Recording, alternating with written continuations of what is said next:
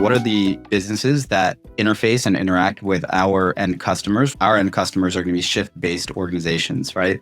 So that could be anything from manufacturing to hospitality and call centers, et cetera. We ultimately found a staffing firm called Express Pros who runs a franchise model. They're a top 5 staffing firm in the US. They have 800 some odd local franchises that are scattered throughout the US. Those local franchises are ingrained into their business communities. These are people that they're going to soccer games with, see them at the grocery store, really like part of their community, and they have that level of trust. How do we activate them to then introduce Deputy to those end customers? Because they're shift customers, they could use our product.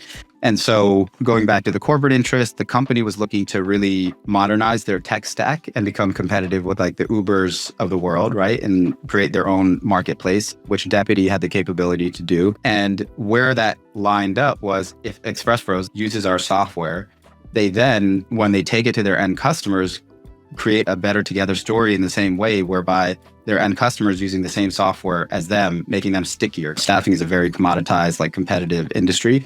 And so anything you could do to drive retention and give them like the easy button to retain their customers would be really valuable. So we did incentivize them with rev share and enablement and all the right incentives.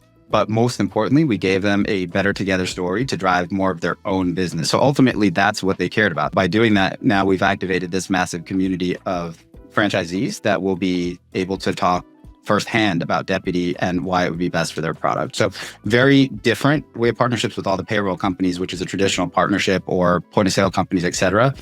But this was just a total, how can we think about this differently, but make sure we're thinking about it in a way where both parties are winning. The conviction around this partnership was so high that Express Pros invested a decent chunk of money into Deputy as well. So not only do they get the software, which they're paying us an 8-figure license fee for, but they're also going to be incentivized as a corporation to make Deputy as valuable as possible.